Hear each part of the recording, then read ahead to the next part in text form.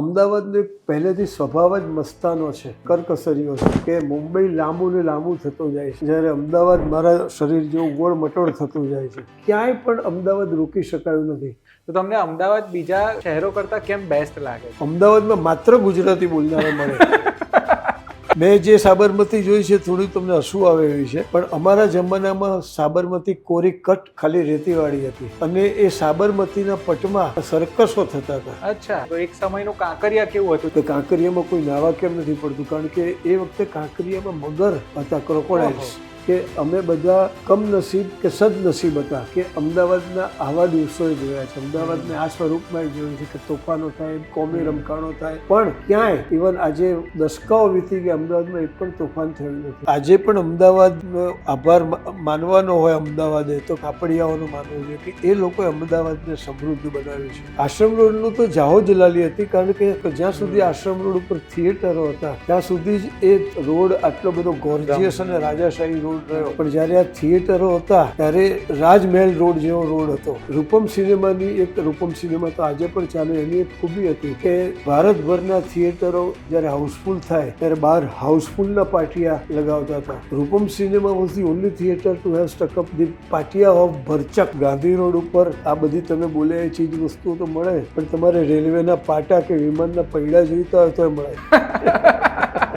અને એવું કહેવાય છે કે દાલ પકવાન કે વાટી દાળના ખમણ આ બધાની શોધ જ મિલ કામદારો ને નાસ્તો કરવા એની પહેલા રાયપુર ભજીયા હાઉસનો બહુ મોટો ઉપકાર છે કે લગભગ 50 કે 60 કે 70 વર્ષ જૂની ભજીયાની શોપ છે. અને આજની તારીખમાં તમે કોઈની સાથે શરત મારી શકો કે તમારે રાયપુર ભજીયા હાઉસની મુલાકાત લેવી હોય, 100 ગ્રામ લેવા હોય કે 10 કિલો લેવા હોય ભજીયા, લાઈનમાં ઊભું રહેવું જ પડે. એક અમદાવાદી વ્યક્તિના ગુણધર્મો ગણાવવા હોય તો કયા ગુણધર્મો ગણાય છે? સ્માર્ટનેસ પણ અમદાવાદી હતી. ઇંગ્લિશ બોલતા આવડે નહીં અને ઇંગ્લિશમાં એક પહેલું વાક્ય શરૂ કરે ઇંગ્લિશથી, પછી બીજેથી આખું ગુજરાતીમાં આવી જાય. એટલે ઇંગ્લિશ પણ અમદાવાદીઓને ક્યારેય ચડી નથી. You can quote me for this કે મારી પોતાની સમજ મુજબ અમદાવાદથી સારું બીજું કોઈ શહેર આખા વર્લ્ડમાં ક્યાંય નથી.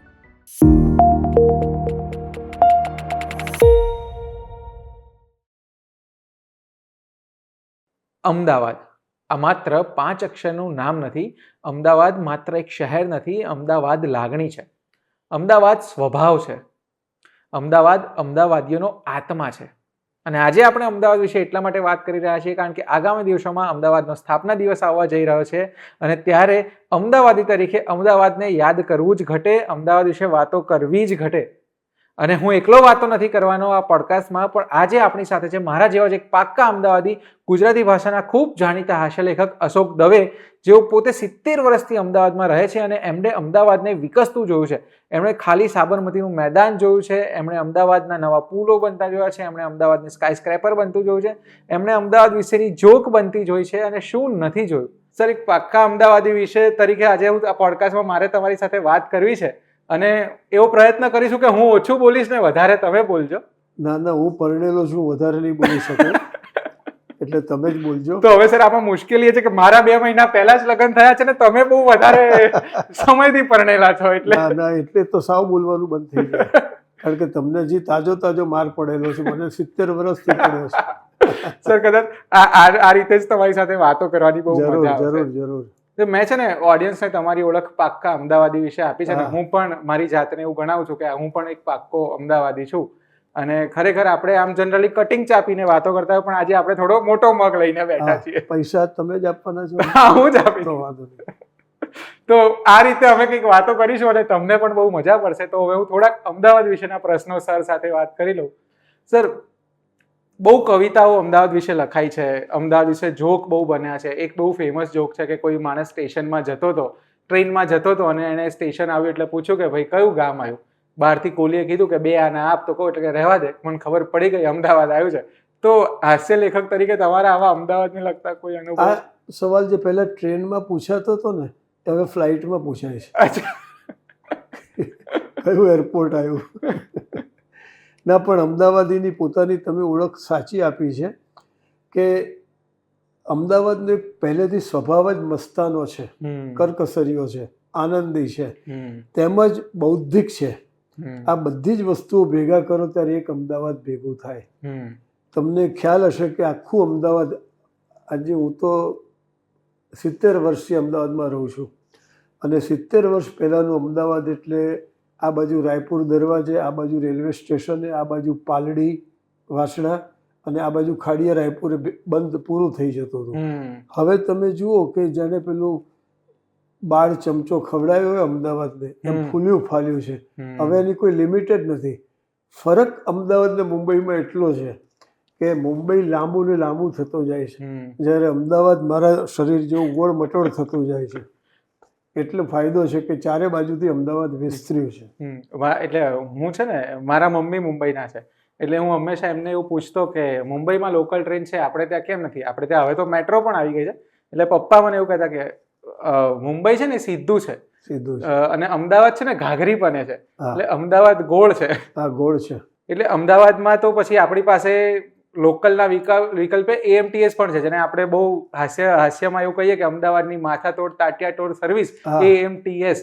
તમે તો એને વિકસતા જોઈ હશે, ડબલ ડેકર જોઈ હશે. મને યાદ છે કે હું ખાડિયામાં રહેતો હતો, એટલે મોડલ ટોકીઝથી લાલ દરવાજા સુધીનું બસનું ભાડું માત્ર 10 પૈસા હતું. શું વાત છે? 10 પૈસા, 10 રૂપિયા નહીં. અને એ પણ અમને બધાને મોંઘા લાગતા હતા, કારણ કે 10 પૈસા એટલે પેલા ખિસ્સામાં તપાસી જોવું જોઈએ કેટલા પડ્યા છે ને. અને we used to be rich when we had a note of rupee in our pocket. જ્યારે પછી ધીમે ધીમે તો બધું ડેવલપ થતું ગયું, અમે લોકો ડેવલપ થતા ગયા, અને ધીમે ધીમે અમદાવાદ પણ એટલું સરસ વિકસ્યું કે હવે તો અમદાવાદની કોઈ બાઉન્ડ્રી જ રહી નથી. ગાંધીનગરની પેલી બાજુ જતું રહ્યું છે, આ બાજુની મણિનગરથી ઠેઠ નડિયાદ સુધી પહોંચી ગયું છે, અને ક્યાંય પણ અમદાવાદ રોકી શકાયું નથી. મેં કીધું એમ કે મુંબઈ લાંબુ થતું જાય છે, અમદાવાદ તગડું થતું જાય છે, એવું છે. એટલે તમે તો કદાચ એ ટાઈમ પણ જોયો હશે જ્યારે દિવસોના દિવસો અમદાવાદમાં કર્ફ્યુ લાગતા અને બહાર નહોતા નીકળતા, ધંધા રોજગાર બંધ રહેતા જુદા જુદા કારણોસર, અને તો પણ અમદાવાદે સર્વાઈવ કર્યું છે. હા, ના, એ બહુ તમે સરસ વાત કરી, સરસ સવાલ પૂછ્યો કે અમે બધા કમનસીબ કે સદનસીબ હતા કે અમદાવાદના આવા દિવસોએ જોયા છે, અમદાવાદને આ સ્વરૂપમાં જોયું છે કે તોફાનો થાય, કોમી રમખાણો થાય, પણ ક્યાંય ઇવન આજે દશકાઓ વીતી ગયા, અમદાવાદમાં એક પણ તોફાન થયું નથી. એ બતાવે છે અમદાવાદીનો સ્વભાવ.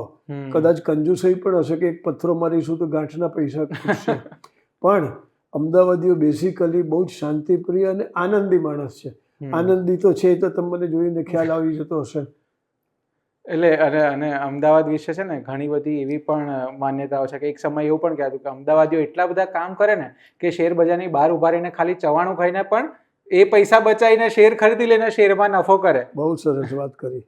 અમદાવાદી પાસે પૈસો કઢાવવો એ એટલો બધો સહેલો છે કે તમે સિંધુ ભવન પર જાઓ, અથવા તો લો ગાર્ડન પર જાઓ, અથવા તો કોઈ પણ ડિનર બેલમાં જાઓ, ડિનર હોટલમાં જાઓ, તો તમને ત્યાં આગળ અત્યારે 2 કે 3 જણા ગયા હોય તો એમાં 5-10 હજારનું બિલ તો બહુ નોમિનલ ગણાય છે.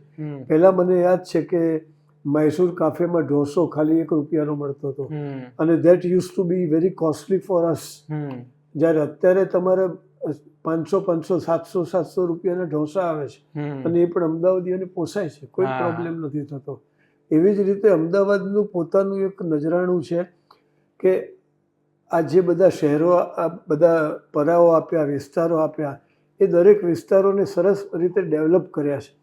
તમે જુઓ, પહેલાં પ્રહલાદનગર કે પેલું બોપલ કે કોઈ બધું કોઈ નામ નહોતું સાંભળ્યું, મણિનગરથી આગળ કોઈ નામ નહોતું સાંભળ્યું.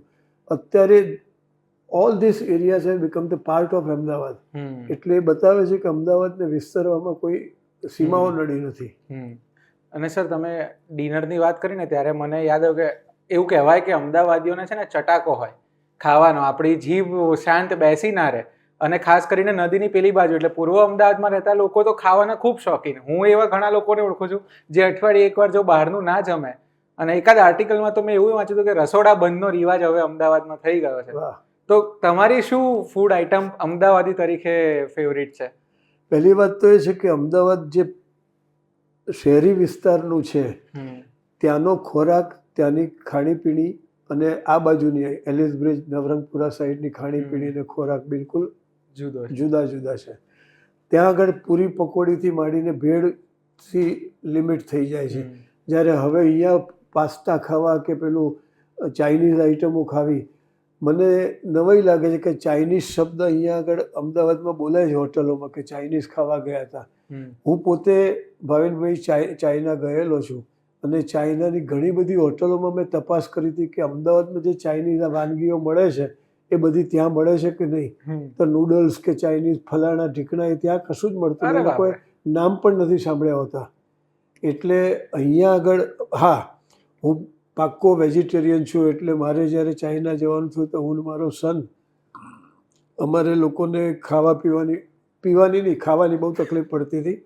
અને એ તકલીફને કારણે માત્ર અમે 12 કે 14 દિવસ જે ચાઇનામાં રહ્યા એ માત્ર વઘારેલો ભાત ખાઈને અમે લોકો ચલાવતા હતા. એટલે પછી દહીં નાખીએ સાધારણ, પણ એ સિવાય કઈ રીતે ચાઇનાનું તમે વિચારી ના શકો. કારણ કે ત્યાંના શોપિંગ મોલમાં બધા ફરતા હતા અમે તો જોયું તો કાચની બરણીઓમાં ગરોળી હોય, ઉંદરડી હોય, બાફેલી કે જે કંઈ હોય.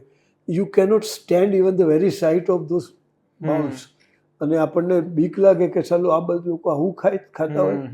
એટલે આપણી બાજુમાં કોઈ ચાઇનીઝ જમતો હોય તો એની બાજુમાં પણ જોવાની હિંમત ના ચાલે. મને અત્યારે જ સાંભળીને પણ મેં મારી નજર સામે જોયું. મને યાદ છે અમે ચાઇનાના શેન્યાંગ શહેરમાં હું ને મારો સન ને બધા બીજા 40 વિદ્યાર્થીઓ હતા મેડિકલના. એ લઈને મારો દીકરો ચાઇના અમને લઈ ગયો હતો. ત્યાં અમારે વેજીટેરિયન ખાવું હતું. ચાઇનામાં તો માણસો વેજીટેરિયન નથી મળતા. ત્યાં જમવાનું તો બહુ દૂરની વાત છે. તો અમે લોકો હવે તકલીફ શું હતી કે મોટો પ્રશ્ન ભાષાનો. ચીનાઓ ઇંગ્લિશ પણ સમજે ને હિન્દીની તો વાત જ નથી. આપણને હિન્દીથી વધારે આગળ કંઈ આવડે નહીં. ત્યારે how to ask the receptionist કે ભાઈ where to find an Indian restaurant or a vegetarian outlet. તો એ લોકોને અમે પૂછી શકતા નતા, સમજાવી નહોતા શકતા. અને ઈશારાથી પણ કેવી રીતે કરવું, આમ કરીએ તો વાડ કાપનું જ આવે. એટલે છેવટે બેટર સેન્સ પ્રિવેલ્ડ અને એક થોડુંક જાણતો હતો એણે કીધું કે તમારે ચાઇનીઝ વેજીટેરિયન ખાવું હોય તો ફલાણા એરિયામાં જાઓ ટેક્સી કરીને. I was taken A back કે કારણ કે એને ફલાણા એરિયામાં કીધું એટલે આપણને એમ કે અહીંથી રાયપુર કે ખાડિયા જેટલું હશે. એને બદલે અહીંથી વડોદરા જેટલું દૂર ખાલી હોટલ હતી. એ મારી ટેક્સી કરી અને ખાવા પીવાનો ખર્ચો અમને તો મોંઘો પડ્યો ટેક્સી કરતા. એટલે ત્યાં આગળ સરસ મજાને આટલી જાડી હોટલીઓ હતી. ત્યાં પાકિસ્તાની મુસલમાનોએ આ હોટલ ખોલી હતી પણ બધું વેજીટેરિયન હતું અને બહુ જ સ્વાદિષ્ટ હતું. રોટલીની થિકનેસ જુઓ તો આટલી જાડી પણ તમે એક જ બાઇટમાં તમને ઓગળી જાય એટલી સરસ રોટલીઓ ત્યાં આગળ. અને સબ્જી પણ એવી સરસ. આપણી ઇન્ડિયનોને જે રસાવાળી સબ્જી ભાવે છે એ બધું ત્યાં આગળ મળતું હતું. અને આપણે ત્યાં અમદાવાદમાં હવે તો પંજાબી ને ચાઇનીઝ, કદાચ અમદાવાદમાં જે ચાઇનીઝ બને છે જો ખરેખર ચીનાઓ ખાય ને તો એમના નાક કાન બધેથી ધુમાડા પોસિબલ જ નથી. એ લોકો they have not even heard of our Indian dishes, Indian Chinese dishes. પણ મને મારો દીકરો સાથે હતો ને એની જે 2-3 સ્ટુડન્ટ્સ હતી એ પોતે મેડિકલના સ્ટુડન્ટ્સને અહીંથી ચાઇના લઈ ગયો હતો. એની 2 સ્ટુડન્ટ્સ ઇન્ટરપ્રિટર હતી જે ઇંગ્લિશનું ચાઇનીઝ કરી આપતી હતી અને ચાઇનીઝનું ઇંગ્લિશ. તો એને અમે પૂછ્યું. મને એક ભાવિનભાઈ બહુ મજાની વાત જાણવા મળી કે આપણે તો વર્ષોથી, હું નાનો હતો ત્યારથી સાંભળવામાં આવતું હતું કે રાજ કપૂર આખા વર્લ્ડમાં બહુ પ્રખ્યાત છે કે મેરા જૂતા હે જાપાની કે આવારા હું જેવા ગીતો અથવા રાજ કપૂરની ફિલ્મો ચીનમાં, અમેરિકામાં, મિડલ ઇસ્ટમાં બધી બહુ જ વખણાય છે. તો I simply wanted to take a test કે ખરેખર આવું બધું સાચું છે કે નહીં. તો સમ્રાટની સાથે જે 2 પેલી ઇન્ટરપ્રિટર છોકરીઓ ચાઇનીઝ હતી એને આઈ સિમ્પલી આસ્ક ધેમ કે ભાઈ have you heard any of the Indian film songs? તો એને તરત દે સ્ટાર્ટેડ સિંગિંગ મેરા જૂતા હૈ જાપાની એ પતલોન ઇંગ્લિશતાની અને આવારા હું આટલું બધું. આટલી નાની છોકરી. Had it someone been of my age તો હું સમજી શકત કે એને પેલો રાજ કપૂરની એજ જોયેલા હોય. આ તો આટલી નાની છોકરીઓને પણ એ આવડતું હતું. એ બતાવે છે કે રાજ કપૂરની. બીજું અમિતાભ બચ્ચન ને શાહરૂખ ખાનની ત્યાં આગળ બહુ લોકપ્રિયતા છે. મેં ચાઇનામાં શેન્યાંગમાં ફરતા હતા તો બધું ઇલેક્ટ્રોનિક માર્કેટમાં ટીવીની બધી દુકાનો હોય એમાં કેન યુ બિલીવ ભાવિનભાઈ કે એ તમામ દુકાનોમાં જે ટીવીની દુકાનો હતી, VCRની દુકાનો હતી એ બધામાં શાહરૂખ ખાનની ફિલ્મો લૂપમાં ચાલતી. ચાલતી હતી. એટલે એ બતાવે છે કે ત્યાં આપણું ઇન્ડિયા આપણે એમને હમ. અભિમાન નથી લેતા. હા, હવે તમે સર કોલર ઊંચો કર્યો ને ત્યારે મને યાદ આવ્યું કે આપણે આ એક જમાનો હતો જ્યારે દરેક પોળના નાકે કે દરેક ગલીના નાકે 2-4 લાલા બેઠા હોય હા, હા. જે આવી રીતે કરે. અને બીજું મને એ વસ્તુ યાદ આવી કે કાંકરિયાને તમે કદાચ રિવરફ્રન્ટ તો મેં બનતા જોયું છે, એટલે તમે તો નદીનો કદાચ ધુબાકાય માર્યા હોય તો હા, હા. કહી ના શકો, પણ કાંકરિયાને તમે ડેવલપ થતા જોયું હશે. તો એક સમયનું કાંકરિયા કેવું હતું જ્યારે બસ અંદરના રોડ પર આખી ગોળ ગોળ ફરતી હતી. Yes, exactly. પણ દેર ઇઝ અ મિસકન્સેપ્શન કે કાંકરિયામાં હજી સુધી કોઈ નાવા પડી શક્યું નથી, ને પડ્યું હોય તો બહાર આવ્યું નથી. હા. જે સાબરમતી નદીમાં ક્યારેક ક્યારેક જોવા મળતું હતું, પણ Kankaria was not allowed for any swimmers to dive in. અચ્છા. પણ બાકી તમે જોવા જાઓ તો કાંકરિયા, તમારી વાત સાચી કે આખું એને ગોળાકાર એક બસ પણ ચાલતી હતી, મેરી ગો રાઉન્ડ નામની. એમાં તમને આખા કાંકરિયાનું ચક્કર મરાવે. અમે લોકો સવારના ચાલવા પણ ખાડિયાથી કાંકરિયા જતા હતા, અને કાંકરિયાની ગોળાકોર ચક્કર મારીએ, દોડીએ, થોડું ઘણું જોગિંગ કરીએ. અને that use to be one of the finest days around. અમને બહુ જ આનંદ હતો કે અમે લોકો કાંકરિયા, મને એક યાદ આવ્યું તમે પૂછ્યું એટલે, કે કાંકરિયામાં કોઈ નાવા કેમ નથી પડતું, કારણ કે એ વખતે કાંકરિયામાં મગર હતા, ક્રોકોડાઇલ્સ. અને એક ગરીબ છોકરો રાત્રે બચારો થાકેલો મજૂરનો સૂતો હશે અને કાંકરિયાની પાળ ઉપર સૂતો હશે, તો મગર ઉપર પગથિયા ચડી અને પેલાને સીધો અંદર ખેંચીને લઈ ગયો અને એને ત્યાં ફાડી ખાધો. ત્યાર પછી મગરોને કાંકરિયામાંથી રસ્ટિકેટ કરવામાં આવ્યા. બરાબર. અને આપણે અમદાવાદીપણુંની મૂળ વાત કરતા હતા, એટલે જો એક અમદાવાદી વ્યક્તિના ગુણધર્મો ગણાવવા હોય તો કયા ગુણધર્મો ગણાઈ શકાય કે આપ 10 જણની ભીડમાં આપણે એ વસ્તુ કહીએ ને તો અમદાવાદીને ઓળખી શકાય? હું એ રીતે અમદાવાદીને રાજ કપૂર સાથે સરખાવું છું. દેખાવમાં તો હેન્ડસમ છે, તમે તમારી જાતને જોઈ લો. હા, thank you for the compliment. તમે ભલે સટાયરમાં કીધું હોય. ના ના ના ના ના, હું કહીશ મારી વાઈફને કે જો સરે વેલિડેટ કર્યું છે એટલે હવે આમાં કોઈ શંકાને સ્થાન નથી. હકી આવી હોત તો તમારી વાઈફને પણ સુંદર કહેતો. પણ with all sad and done, કે તમે શું સવાલ હતો તમારો? કે અમદાવાદીના ગુણધર્મ ગણાવવા હોય. ગુણધર્મ એ કે હું રાજ કપૂર સાથે એને સરખાવું કે અમદાવાદીઓ રાજ કપૂર જેવા હેન્ડસમ પણ છે. There could be exceptions, I don't mind, પણ સ્માર્ટનેસ પણ અમદાવાદીઓની. ઇંગ્લિશ બોલતા આવડે નહીં, અને ઇંગ્લિશમાં એક પહેલું વાક્ય શરૂ કરે ઇંગ્લિશથી, પછી બીજેથી આખું ગુજરાતીમાં આવી જાય. એટલે ઇંગ્લિશ પણ અમદાવાદીઓને ક્યારેય ચડ્યું નથી. આજે તમે મુંબઈ જાઓ તો મુંબઈમાં you would find a lot of people talking in English, but it doesn't apply to Ahmedabadis. આ પ્રોબ્લેમને કારણે અમદાવાદી, કારણ કે અમારા માટે, અમે જ્યારે સ્કૂલમાં હતા ત્યારે કહેવાતું આ મગન માધ્યમવાળા છે. મગન માધ્યમ એટલે ગુજરાતી મીડિયમવાળા. ઇવન મારું પણ ઇંગ્લિશ 5મા નહીં પણ 7મા ધોરણથી શરૂ થયું. અચ્છા. હું થ્રુઆઉટ ગુજરાતી મીડિયમમાં ભણ્યો છું, પરંતુ અંગ્રેજી મને પાઠમાળા બહુ ગમતી હતી.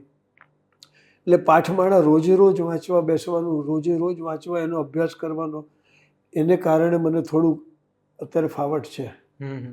અને બીજું સર, તમે તમારું ફિલ્મો ઉપર પણ બહુ જ સારું અનુભવ છે, વાંચન છે, સ્ટડી કરેલું છે તમે.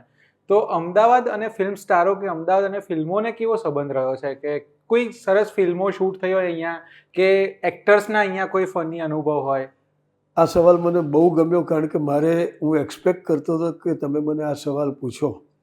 માત્ર અમદાવાદ નહીં, સમગ્ર ભારતમાં હું ને તમે આજે શર્ટ પેન્ટ એટલા સરસ પહેરતા થયા છે માત્ર ફિલ્મ સ્ટારોને લીધે.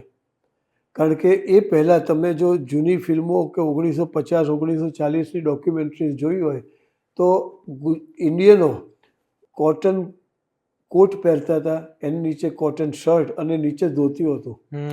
એ લોકોની પાસે બીજી આવડત નથી. પરંતુ રાજ કપૂર કે શમ્મી કપૂર કે રાજેન્દ્ર કુમાર કે શશી કપૂર બધા સરસ કપડાં પહેરતા થયા, નીચે સરસ પેન્ટ પહેરતા થયા. એનું જોઈને આપણે શીખ્યા. હેરસ્ટાઈલ પણ આપણે, તમે કહું છું ને કે જે 40-50ની સાલની ડોક્યુમેન્ટરીઝ જુઓ તો હેરસ્ટાઈલમાં કચાકચ માથેથી તેલ નાખ્યું અને અહીંયા કોલર ઉપર એના ડાઘા પડ્યા હોય. આપણે આ લોકોને જોઈને શીખ્યા કે માથામાં તેલ નાખવું જરૂરી નથી. હજી પણ અમદાવાદની સ્ત્રીઓ કેટલીક હજી એવું માની બેઠી છે કે તેલ નાખીએ તો વાળ ના ઉતરે. તો મારે એમને એ પૂછવું છે કે આખા વર્લ્ડમાં કોઈ સ્ત્રી તેલ નથી નાખતી, એ લોકોનો કોઈને વાળ ઉતરે છે? તમે એકલી શેની મંડીઓ છો? પણ આ તો એમની પોતાનો વિષય છે, પરંતુ મને પોતાને એમ લાગે છે કે અમદાવાદીઓને જો કોઈ કે બહુ વ્યવસ્થિત કર્યા હોય પહેરવે ઓઢવે તો એ ફિલ્મોએ, કે ભાઈ ગાર્ડનમાં તમારી પ્રેમિકાને લઈને ગયા હોય તો આજે હું ને તમે બંને જણા સાવ નવા નવા હતા પ્રેમના ધોરણે, ત્યારે આપણને બોલતા નહોતું આવડતું અને બહુ એની સામે જોતાય બીક લાગતી હતી. મને યાદ છે કે મારી પત્ની હકી, અમે લોકો હજી નવા નવા કોલેજમાં હતા અને અમે લોકો પ્રેમમાં પડેલા અને નટરાજ સિનેમામાં શર્મિલી જોવા ગયા હતા. તો મને આજે પણ નવાઈ લાગે છે કે હકી બાજુની સીટમાં બેઠી હતી, એની ટચલી આંગળી અડાડતા અડાડતા મારો જીવ કપાઈ ગયો હતો કે હમણાં લાફો ના મારે, લાફો ના મારે. એટલી બધી બીક હતી. અને આજની છોકરીઓ તમે જુઓ સિગરેટ પીતી હોય છે સિંધુ ભવન ઉપર.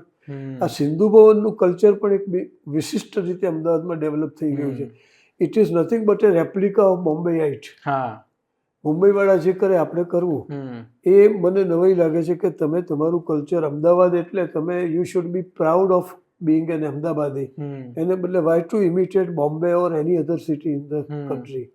પણ એ જે કંઈ થઈ રહ્યું છે સરસ જ થઈ રહ્યું છે, કારણ કે છોકરાઓ અત્યારે તમે જુઓ કે મારો કે તમારો પુત્ર હોય અત્યારે કડકડાટ ઇંગ્લિશ બોલે છે, જે મારા જમાનામાં પોસિબલ નહોતું.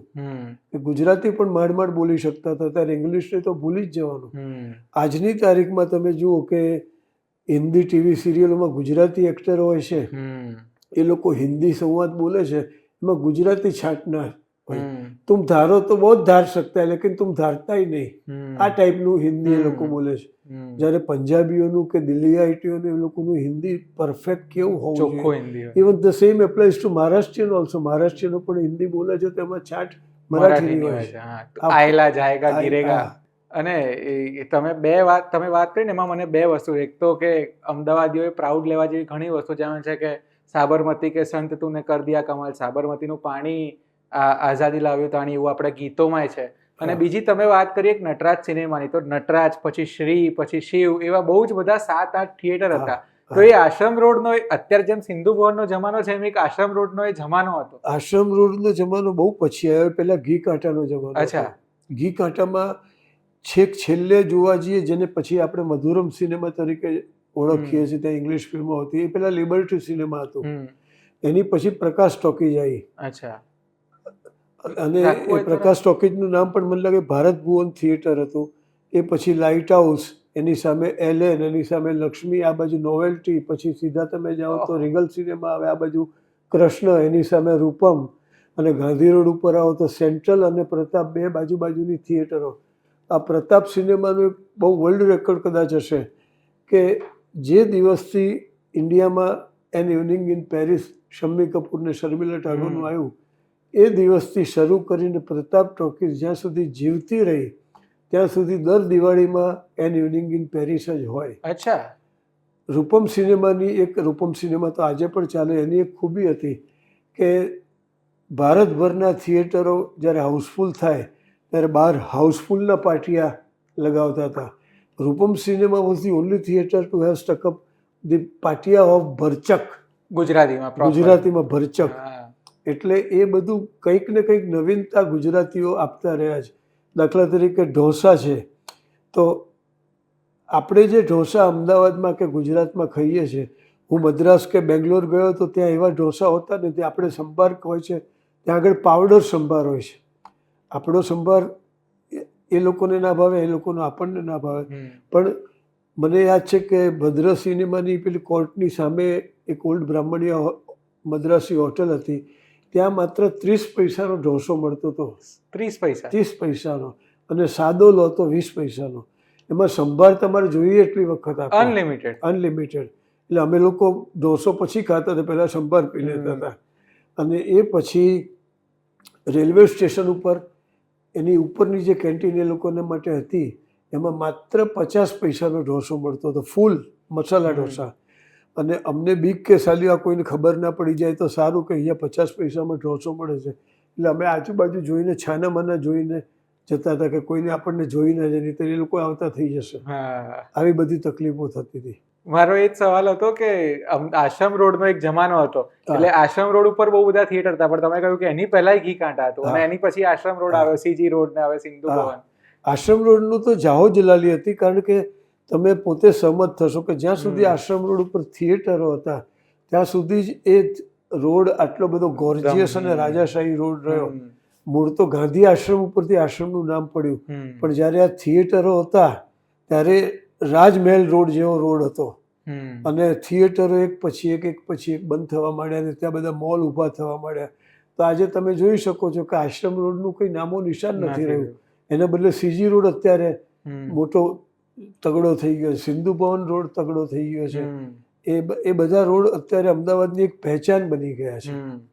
એટલે આપણે તો પેલી એક ગીતે છે ને કે રીચી રોડના અડ્ડા જેવી હોટલ વગેરે, રીચી રોડ જે રિલીફ રોડ, જેને એવું કહેવાય કે એવું ભણાવતા હતા અમને કે સરદારે રિલીફ રોડ એટલા માટે બનાવ્યો કે ટ્રાફિકથી રિલીફ મળે, પણ અત્યારે તમે દિવસે જાઓ તો કોઈ રિલીફ તમને મળે નહીં. For your added information I would add something new કે રીચી રોડ તો પછી કહેવાય, પછી રિલીફ રોડ કહેવાય, પણ રીચી રોડ પહેલા પણ એને રીડ રોડ કહેવાતો. અચ્છા, રીડ રોડ. આ નવું છે. I don't know the spelling of read road.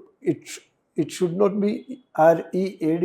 It must be READ read road અથવા READ રીડ રોડ. પણ એ રીડ રોડ અને આપણો ગાંધી રોડ બે માસીના દીકરા હતા. એકબીજા વગર ચાલે નહીં. એક સ્થળે જવું હોય તો તમારે બેમાંથી એક રોડનો આશરો લેવો જ પડે. અને બંને સમૃદ્ધ રોડ હતા. આજે ભરચક થઈ ગયા છે. આજે તમારે ત્યાં આગળ ગાડી લઈને જવાનો વિચાર પણ ના કરી શકાય, સ્કૂટરનો પણ માંડ વિચાર થાય. ત્યાં આ બંને રોડ એટલા બધા ભરચક થઈ ગયા છે.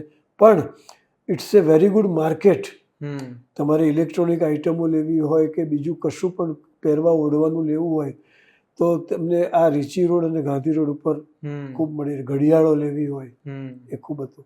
એટલે કદાચ વિનોદ ભટ્ટની જે એક આર્ટિકલ છે કે અમદાવાદ એટલે જ અમદાવાદ અને એટલે જ અમદાવાદ, એમાં જ કદાચ મેં વાંચ્યું છે, જો હું મિસ્ટેક ના કરતો હોઉં તો, કે એક રિલીફ રોડ અને ગાંધી રોડ એવા છે જ્યાં 50 રૂપિયાની વસ્તુ એ મળે અને 50,000નો મોબાઈલ એ મળે. અને હવે આપણે રિલીફ રોડ સુધી પહોંચ્યા છે, જરાક ભદ્રા પણ જતા આવીએ. મેં એક વખત લખ્યું હતું કે ગાંધી રોડ ઉપર આ બધી તમે બોલે એ ચીજ વસ્તુઓ તો મળે, પણ તમારે રેલવેના પાટા કે વિમાનના પૈડા જોઈતા હોય તો એ મળે. એટલું બધું માર્કેટ ત્યાંનું સોલિડ થઈ ગયું છે. એટલે કદાચ કોઈને, અને રવિવારીમાં પણ પહેલા એવું હતું કે જૂની વસ્તુઓ જ મળે, પણ આજે તમે રવિવારીમાં જાઓ તો તમે આખું ઘર વસાઈ શકો. ફાધરને લઈ જવાય પણ નહીં. સમજાવો હવે એ વસ્તુ થોડુંક. ના, ફાધર આપણે વેચવા આવ્યા એ સમજીને લોકો ભાવ પૂછવા માંડે. થોડી અમારી જેમ ઘણા બધાને થોડી વાર રહીને સમજાશે. પણ હું એવું કહેતો હતો કે આપણે હવે રિલીફ રોડ સુધી પહોંચ્યા છીએ તો જરાક ભદ્રાએ આટો મારતા આવીએ. તો ભદ્રનું માર્કેટ, 3 દરવાજા, નગરદેવનું મંદિર એનો, અને પછી ત્યાંથી માણેક ચોક. મને લાગે છે કે ભદ્રઈ ઓર Manek Chowk R over populated. અત્યારે તમે ત્યાં આગળ વાહન લઈને જવાનું તો વિચારી જ ના શકો, પરંતુ ચાલતા પણ જવું હોય, કારણ કે હવે પહેલાં જેટલી સાયકલો અમદાવાદમાં રહી નથી, બધાની પાસે 2 વ્હીલર્સ, એક્ટિવા આવી ગયા છે, એટલે સાયકલો ઓછી થઈ ગઈ છે. તેમ છતાં બી આજે પણ સાયકલવાળા ત્યાંથી નીકળે છે, તો એને પણ એક પાનકોર નાકા સુધી ભદ્રથી જવું હોય તો એને it takes not less than 10 minutes. એટલું બધું ટ્રાફિક ને બધું ભીડ એટલી બધી વધી ગઈ છે. પ્લસ અમદાવાદ મ્યુનિસિપલ કોર્પોરેશનની મહેરબાની કે ત્યાં આગળ જે બધા ખૂમચાવાળા છે, લારી ગલ્લાવાળા છે, એ ફૂટપાથ ઉપર તો છે જ, પણ રોડ ઉપર આવી ગયા છે. એટલે તમારે ચેસના પેલા ઘોડો અઢી પગલાં ચાલે એમ તમારે રાહદારીઓએ પણ અઢી પગલે જે હાથીની માફક સીધું તો ચલાય જ નહીં, ઊંટની માફક ત્રાસો ચાલવું પડે. જ્યાં જગ્યા મળે ત્યાં જગ્યા મળે ત્યાં ઉભું રહેવું. અને સર, આપણે કોઈ આપણા ઘરે ફરવા, જેમ કે તમે તો દુનિયા ફરેલા છો, મેં મુંબઈ એવા 3-4 શહેરો જોયેલા છે, તો ફરવા માટેની બહુ જ બધી જગ્યાઓ છે, પણ અમદાવાદ પાસે એ બાબતે લિમિટેશન્સ છે. તો અત્યારે જો કોઈ અમદાવાદ આવે, આપણા ઘરે મહેમાન આવે, તો તમે શું સજેસ્ટ કરો કે એને ક્યાં લઈ જવાય? સૌથી પહેલાં તો હું જેનો બહુ જ ગાંડો ચાહક છું અને ભક્ત છું એ મહાત્મા ગાંધી. પહેલાં એમને મહાત્મા ગાંધીનો આશ્રમ બતાવું, પછી આપણું અક્ષરધામ મંદિર છે, પછી આપણો રિવરફ્રન્ટ છે, જે આખા ભારતમાં એકમાત્ર રિવરફ્રન્ટ આખા અમદાવાદમાં છે. બધા અમદાવાદીઓને હજી ખબર પણ નથી. અને someone was planning to build another riverfront at some other city. પણ મને પોતાને એમ લાગે છે કે અમદાવાદની પાસે જે છે જાહો જલાલી, તમારે you cannot expect Ahmedabad to have a multi stored buildings in number of times, પણ આ તમે જોવા જાઓ તો તમે અમદાવાદની પાસે બધું જ છે. એરપોર્ટ પહેલાં મને યાદ છે કે અમે લોકો સ્કૂલમાં હતા ત્યારે ખાસ વિમાન આવ્યું હોય એ જોવા માટે સાયકલ ઉપર એરપોર્ટ જતા હતા. ઓહો. ત્યારે એક વિમાન પડ્યું હોય તો દૂરથી અમને તો પેલે વાડની અંદર જવા નહોતા દેતા, તો સાયકલ પર બેઠા બેઠા જોતા હતા ને વિમાનને જોઈને ખુશ થતા, જો પેલું વિમાન આ પેલી છે ને એની બે પાંખો કહેવાય. જો પૈડા જોયા, પૈડા કેવા સરસ છે. વી વેર સો મચ એમેઝડ અને ઓવર એમ્પ્લોઈઝ, ઓવર ઇમ્પ્રેસ કે ભાઈ વાત આપણે વિમાન જોયું. અને રસ્તામાં બધા છે ને એ વખતના જે મિનિસ્ટરો હતા, હિતેન્દ્ર દેસાઈ કે બળવંતરાય મહેતાના વખતના, એ બધાના બંગલા શાહીબાગમાં આવતા હતા. અમે લોકો એમાં ડોકા કરી કરીને જોતા હતા કોઈ મિનિસ્ટર દેખાય છે. એ વખતે અમને ફિલ્મ સ્ટારોનો એટલો ક્રેઝ નહોતો જેટલો જીવરાજ મહેતાનો કે હિતેન્દ્ર દેસાઈનો હતો અમારી ઉંમરમાં. પણ ધોઝ વેર ધ ડેઝ. આપણે તમે જેમ કહ્યું કે હું તમને એવું પૂછવાનો હતો કે જનરલી લોકો ફિલ્મ સ્ટારને જોવાને, આજકાલ તો પાપેરાઝીનો જમાનો છે એના માટે લાઈનો લગાવે, પણ તમે રાજકારણીઓને જોવા માટે ફેસિનેટેડ થતા હતા એ ટાઈમે. તો ગુજરાતના વિકાસમાં અમદાવાદનો કેવો ફાળો રહ્યો છે?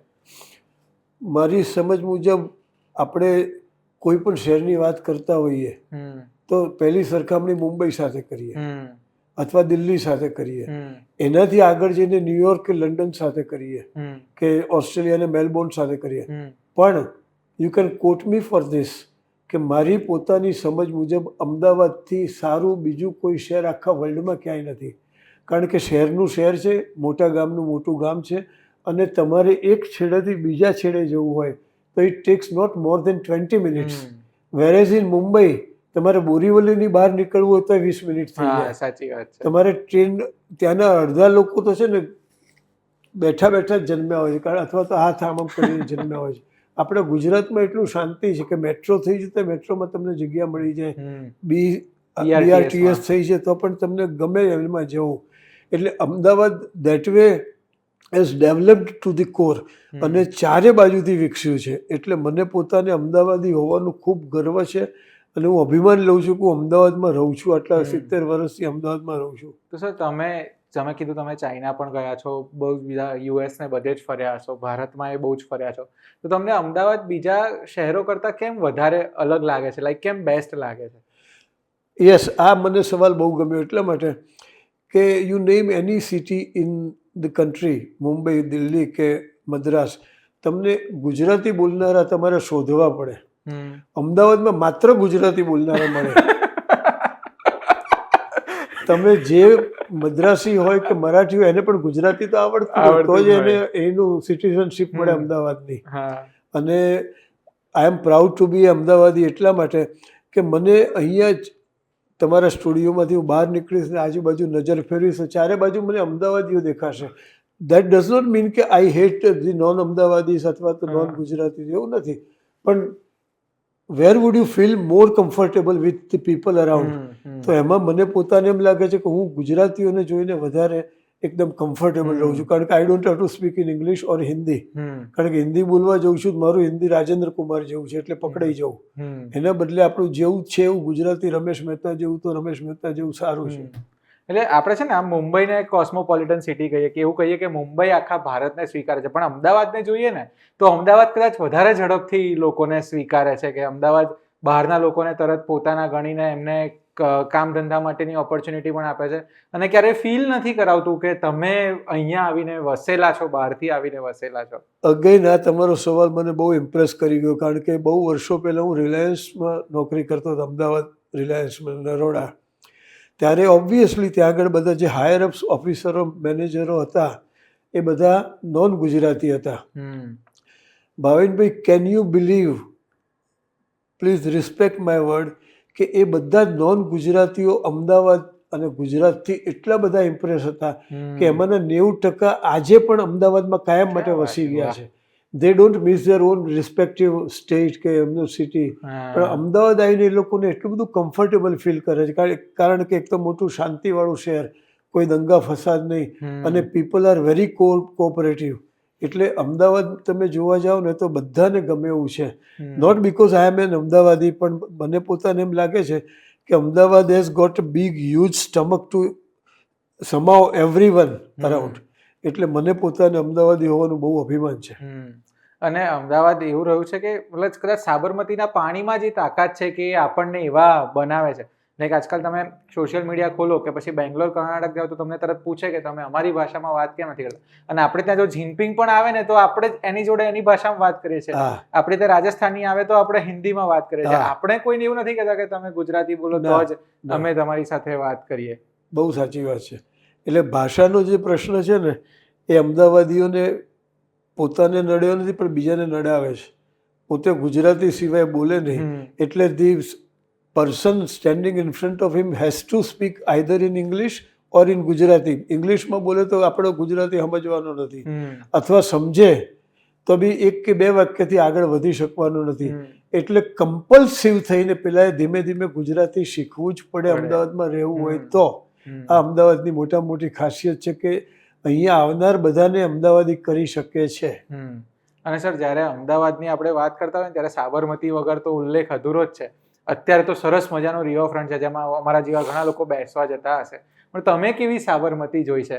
મેં જે સાબરમતી જોઈ છે થોડું તમને હસવું આવે એવી છે. અત્યારે તો તમે છલોછલ સાબરમતી જોઈ રહ્યા છો, પણ અમારા જમાનામાં સાબરમતી કોરી કટ ખાલી રેતીવાળી હતી.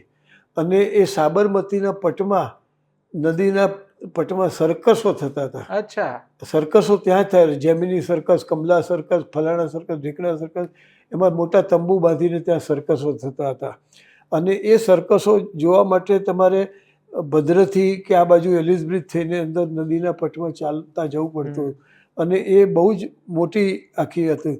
એમાં એક તમને દાખલો આપું, સર્કસનું વાત યાદ આવ્યું એટલે કે અમારા જમાનામાં આજે તો કોઈ પરદેશ જવું કંઈ નવી વાત રહી જ નથી. બધા હજારો લોકો રોજના જાય, રોજના. અમારા જમાનામાં પરદેશ ગમન એટલે it use to be a very big event for the family or for the person who is going. તો એ વખતે ભણવા માટે કોઈ પરદેશ જતું હોય તો એનો ગુજરાત સમાચારમાં ફોટો આવતો, પરદેશ ગમન, પરદેશ ગમન.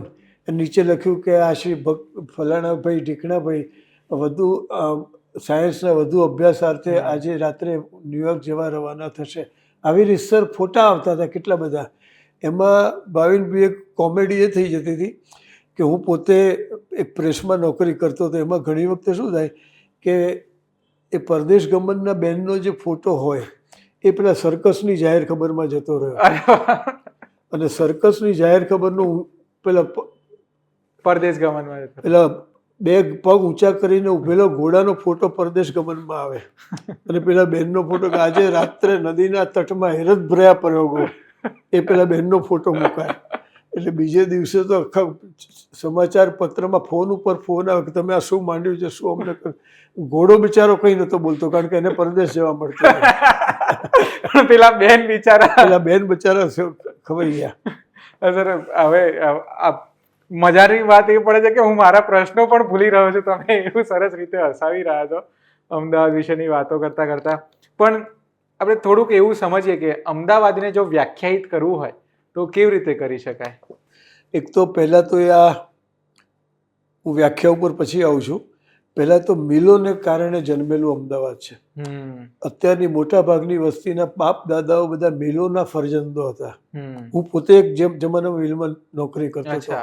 હિમાભાઈ મિલમાં હું એક બદલી કામદાર તરીકે નોકરી કરતો હતો. રોજનો 3 રૂપિયા પગાર અને મહિનામાં 20 દિવસ માંડ ભરાય, 12 કે 13 દિવસ ભરાય. એટલે આખા મહિનાનો પગાર ટોટલી 36 કે 39 રૂપિયા આવતો હતો. એ મિલ વિસ્તરી અને પછી ધીમે ધીમે અમદાવાદ ડેવલપ થતું ગયું અને કાપડનું મોટું માર્કેટ બની ગયું. આજે પણ અમદાવાદનો આભાર માનવાનો હોય અમદાવાદે તો કાપડિયાઓનો માનવો જોઈએ કે એ લોકોએ અમદાવાદને સમૃદ્ધ બનાવ્યું છે.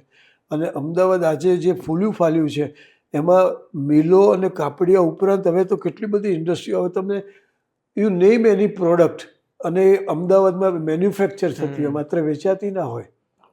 એટલે પછી પેલી અમદાવાદમાં બનેલી ઘણી પ્રોડક્ટ એવી પણ હોય છે ચીનની પ્રોડક્ટ જેવી કે ચલે તો ચાંદ તક નહીં તો શામ તક, એટલે એવી પણ હોય છે. પરંતુ મોટાભાગે અમદાવાદમાં જે સૌથી વધારે ટકાઉ છે એ અહીંના વૃદ્ધો વડીલો છે, કે લગભગ મોટાભાગના વડીલો 80-90 તો ખેંચી જ કાઢતા હોય છે. એટલે તમે મારી ઉંમર ના પૂછતા, મને હજી 73 જ થયા છે. સર તમે બહુ જ ઓસમ બિટવીન ધ લાઇન્સ હ્યુમર પીરસી દો છો ને, એટલે હું થોડી વાર બ્લેન્ક થઈ જાઉં છું કે હું હસું કે નેક્સ્ટ સવાલ. તમે ત્યારે હસતા રહેજો, મને આનંદી ચહેરા જોવા ગમે છે. તમે મિલની વાત કરી ને એટલે મને પેલી લાઈન યાદ આવી ગઈ કે પહેલા બોલે મિલનું ભૂંગળું પછી પુકારે કુકડો, એવો એક જમાનો હતો. અને મારા પપ્પા પણ તમારી જેમ મિલમાં જોબ કરતા, એટલે કહેતા કે મિલનું ભૂંગળું વાગે એટલે તમને રસ્તા પર આમ બ્રિજ ઉપર સાયકલો જ જતી દેખાય. બહુ સાચી વાત માહોલ હતો કે આમ ટિફિન આગળ લટકાયું હોય ને સાયકલ પર બધા જતા હોય, એવા પ્રકારનો એક માહોલ સર્જાય. અને એવું કહેવાય છે કે દાલ પકવાન કે વાટી દાળના ખમણ આ બધાની શોધ જ મિલ કામદારો ને નાસ્તો કરવા માટે. એની પહેલા રાયપુર ભજીયા હાઉસનો બહુ મોટો ઉપકાર છે. એ લગભગ 50 કે 60 કે 70 વર્ષ જૂની ભજીયાની શોપ છે. અને આજની તારીખમાં તમે કોઈની સાથે શરત મારી શકો કે તમારે રાયપુર ભજીયા હાઉસની મુલાકાત લેવી હોય, 100 ગ્રામ લેવા હોય કે 10 કિલો લેવા હોય ભજીયા, લાઈનમાં ઊભું રહેવું જ પડે. તમે જુઓ તો રાત્રે 12 વાગે જાઓ કે બપોરે 2 વાગે જાઓ, ત્યાં લાઈન હોય. અને એવી ખાણી પીણી પછી ખમણ શરૂ થયા. ખમણ પણ એટલા બધા અમદાવાદમાં પ્રખ્યાત થયા કે સેવ ખમણી એના ઉપરથી આવી. ખમણની પત્નીનું નામ ખમણી આવ્યું, એટલે એ સેવ ખમણી પણ આવી. પણ અમદાવાદમાં હવે તમને ખાણીપીણીની તો કોઈ તકલીફ જ પડે એવું નથી. ઘર સિવાય બધે સારું લાગે. આપણે બંને ઘેર જઈને જ જમવું પડશે અત્યારે તો. પણ આપણે એના પર હતા કે અમદાવાદને વ્યાખ્યાયિત જો કરી શકીએ આપણે તો કઈ રીતે કરી શકાય? અમદાવાદ એકદમ નિર્દંભી અને બહુ જ પોશ બની ચૂકેલું એક સરસ મજાનું શહેર છે, જ્યાંની આબોહવા 9 મહિના અહીંયા ઉનાળો રહે છે, 12 કે 13 દિવસ શિયાળો રહે છે, અને ચોમાસાનું કંઈ નક્કી નહીં, આવે ખરું ના આવે.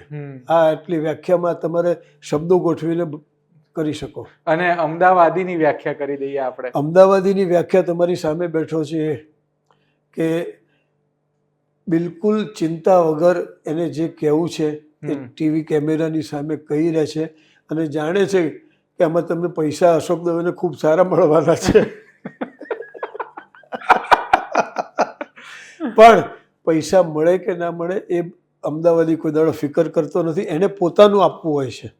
અને હું પોતે અમદાવાદી હોવાનું એટલે જ ગર્વ લઉં છું કે અમદાવાદી હોવાનો આ મોટામાં મોટો ફાયદો છે કે he never bothers about the things around him. એને પોતાને માત્ર પોતાનામાં, પોતાના અમદાવાદમાં અને પોતાના દેશ માટે જ રસ હોય છે. સર, મને બહુ જ મજા પડી રહી છે અમદાવાદ વિશે. તમે જે અંદાજમાં વાતો કર્યા, કદાચ આ જ એક સાચો અમદાવાદીનો અંદાજ છે. અને મને બહુ ગમ્યું હોત જો આપણે કદાચ આ પોડકાસ્ટ છે ને કાંકરિયાની પાળે બેસીને રેકોર્ડ કર્યો હોત, કે કાલુપુર સ્ટેશનની બહાર કે ફ્રૂટ માર્કેટમાં કર્યું હોત. પણ તમને બીક લાગે છે આ ધક્કો ને મારી, એટલે કદાચ મેં આ સેફ જગ્યા પસંદ કરી.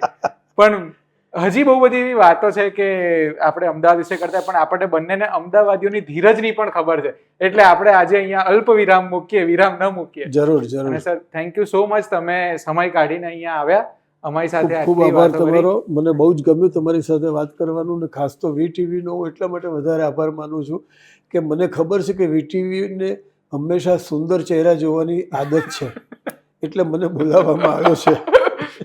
અમને વીટીવીનો ખૂબ આભાર. અને આ બધાને કહીએ કે જો તમને આ પોડકાસ્ટ ગમ્યું હોય તો અમદાવાદને હેપી બર્થડે લખો કમેન્ટમાં, અને ઓછામાં ઓછા એક અમદાવાદી જોડે આ પોડકાસ્ટ શેર કરો. હું તમને મળીશ એક નવા ગેસ્ટ સાથે, એક નવા પોડકાસ્ટ સાથે આવતા શુક્રવારે. ત્યાં સુધી જોતા રહો VTVGujarati.com.